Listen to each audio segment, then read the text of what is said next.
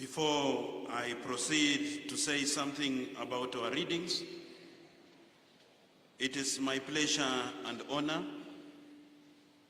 and above all, it is a distinguished honor to welcome you sincerely, Your Excellency, the Vice President and the President-elect of the Republic of Kenya. It's not always usual to celebrate and to pray with the President-elect of the Republic of Kenya.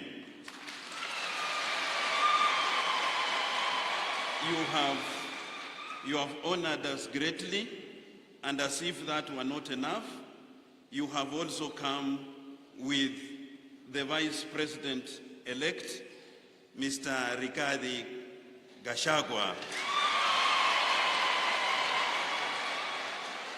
I also would like to welcome our Governor, Mr. Ken Lusaka, who is very well known here, and to congratulate him as well as the others for their election to those distinguished and high posts. I also would like, at the same time, to welcome my old friend, Moses Masika Wetangula, who is here, so I will tell you how I came to know him, and also to welcome the co-principal, Moses Mudavadi, with us. I had already welcomed and congratulated our Member of Parliament, John Makali. So, Your Excellency, President-elect, you can see how much joy you bring to these people, even in the church. And so thank you for coming to be with us and to bring us this exceptional joy that we celebrate today, above all in this church. Now, I want to talk about the readings of today. Number one, the reading of today, the first one, is taken from the book of Ecclesiasticus. Ecclesiasticus very often is called Sirach. The second reading is taken from the letter to the Hebrews. And the third reading is taken from the Gospel according to St. Luke. In all the three of them, the theme which is being talked about is the most difficult to practice. Believe me, the theme is humility. That you just give up truthfully.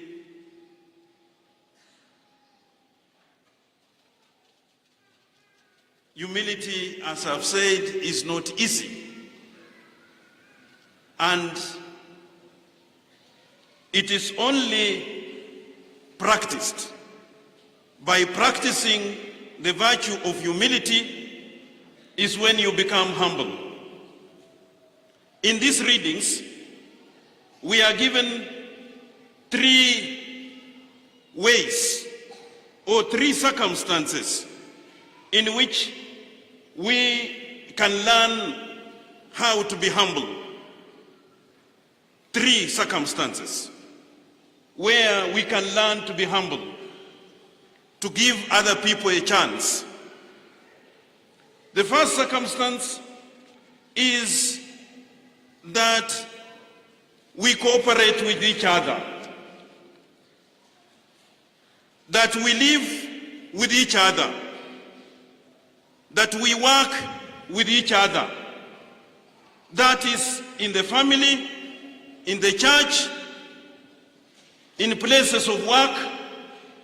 That is where humility is first learned and best practiced. In those places, among ourselves, the reading tells us hakuna tamaa.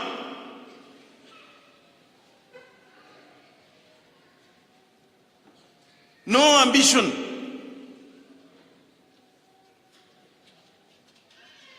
It tells us that when we are living with the people, we consult, we listen, we share our views and also listen to their views. That is how to practice and to learn humility. That among other people, in the family, in the work, and any other place, with others, we are told humility is also learned when we are ready to learn. That we learn always. That we don't believe we know everything. That others can teach us. That is how to learn humility. That no matter how much learned you are, how much wealth you have, how much senior you are, how much important you are, you can always learn something from others. And in the community, as a place of learning humility, this reading tells us that we also are kind enough to ask for forgiveness, to say, I am sorry, I have wronged you, and please forgive me. So among us in the community, we listen to each other. That is how to learn to be humble. We learn from others. That is how to learn to be humble. And we ask for forgiveness. That is how to learn to be humble. The second area where we learn to be humble is from the letter to the Hebrews. That we learn to be humble when we know and we say thank you. That none of us is a fruit of himself or herself. We are all fruits, hard work, sweat, sacrifice, and kindness of other people. That we are able to say thank you. Personally, the most touching words for me are thank you. And I have to be honest with you. When I'm not thanked, I feel it. Or I'm alone. Am I alone? When you do so much for people, you educate your child, you educate orphans, you do all sorts of things, and they don't tell you thank you. Very often, even they insult you, they say, umetufanyia nini? That hurts, isn't it? When you do that, you are not being humble. And you will never learn to be humble.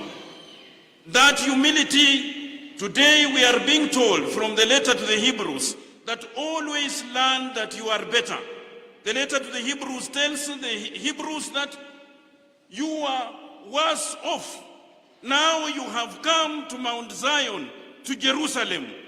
That is what we are being told. That where you are is better than where you were before. Thank the Lord for it. Our distinguished senator, I met him in 2007. We were on the same flight to Ghana, and he was going to invite the then President John Kufuor to come here to solve political problems which had come about as a result of election problems.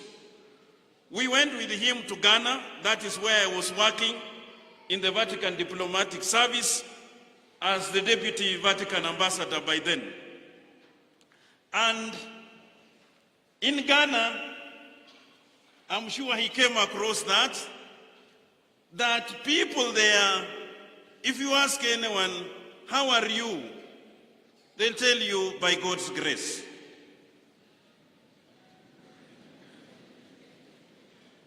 Or they might say, I am fine by God's grace. That is the humility. That we are there because God has granted us. That we are what we are because somebody sacrificed. Somebody worked hard. Somebody was generous to us. Somebody sacrificed. Somebody loved us. Somebody gave us.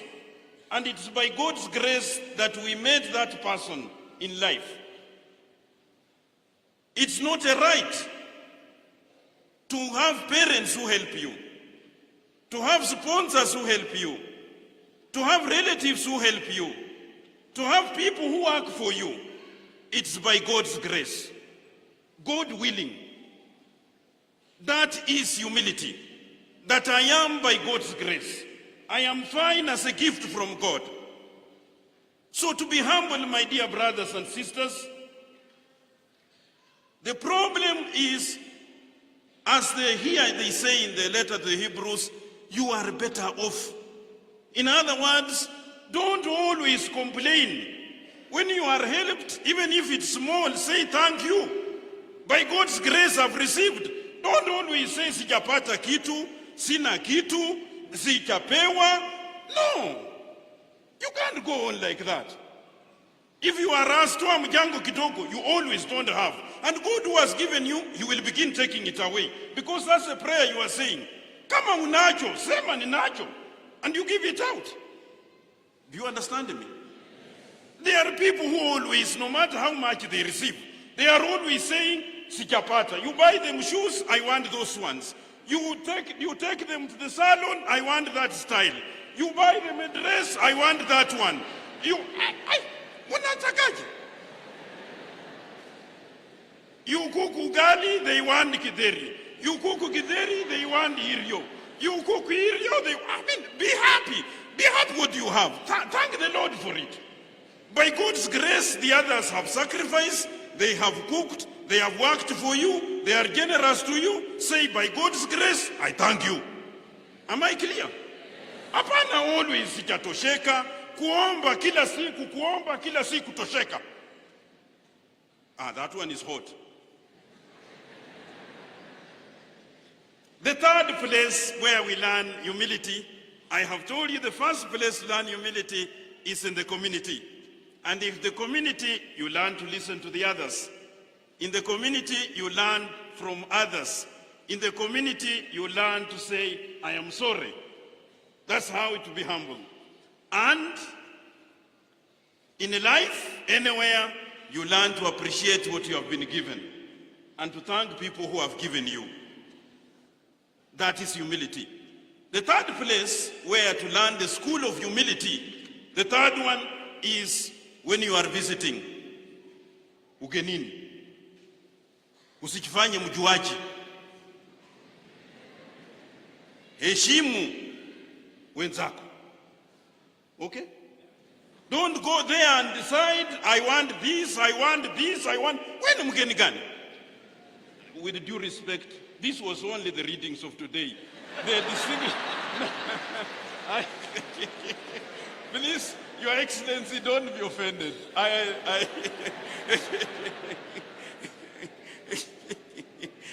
So, be generous.